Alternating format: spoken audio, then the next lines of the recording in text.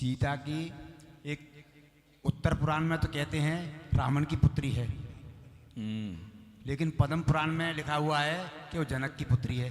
हम इसमें थोड़ा सा, हम दोनों शास्त्र हमने पढ़े, हमारी साध्या चलती है कामा में प्रतिदिन शाम को, तो हम थोड़ा विभ्रम हो रहे हैं। कृपया आप उसका समाधान करें। अब देखो, जब भी कभी किसी भी महापुरुषों के विषय में, है ना, कोई भी तरह की अभिप्राय में मतांतरों की प्राप्ति होती है, इसको मतांतर कहते हैं। क्या बोलते हैं?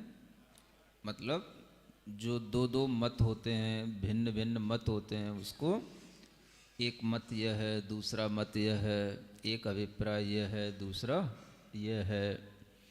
इस तरह का जब भी कभी कोई मतांतर प्राप्त होते हैं और दोनों ही प्रामाणिक होते हैं परंपराओं के अनुसार, तो उसमें हमें दोनों चीज़ों को ही ध्यान में रख कर के चलना चाहिए। हम इसमें भ्रमित ना हो। ध्यान तो ये रखना है कि वह चाहे जनक की पुत्री हो, चाहे रावण की पुत्री हो, है ना, वह किसी ना किसी रूप में हो सकता है, लेकिन वह पुत्री है, उसका नाम सीता है। वह वही सीता है जिसका विवाह राम के साथ हुआ है।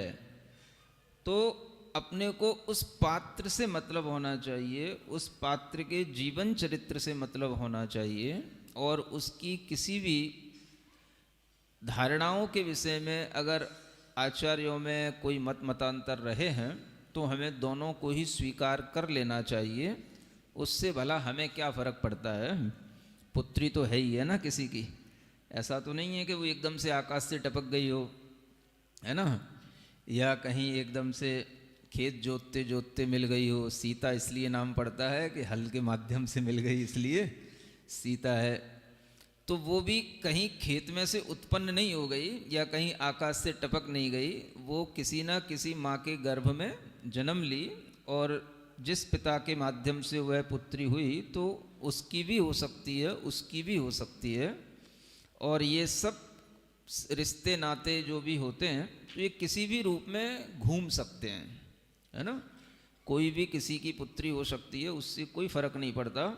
फर्क इस बात से पड़ता है कि हम उसको किस रूप में देख रहे हैं, है ना। बहुत समय का वियोग होने के बाद भी कोई पिता अपनी पुत्री को देख कर के भी जरूरी नहीं कि वो उसे पुत्री के रूप में समझे। समझ रहे हो ना। तो ये भी समझ करके हम ये समझ सकते हैं कि संसार इसी का नाम है। मोह के कारण से संसार में सब रिश्ते नाते होते हैं।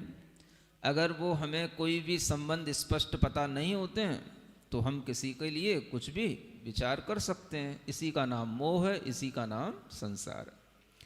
तो संसार की इस दशा को हमें समझ करके संसार से विरक्ति आनी, इसमें भ्रम में क्या पड़ना कि वो जनक की है कि रावण की है तो है, किसी ना किसी की है, और वह किसी कारणवश, है ना, अपने दुखों को भी प्राप्त की और अंत में सुखों को भी प्राप्त की। बस हमें उसके जीवन चरित्र से यही ध्यान रखना चाहिए।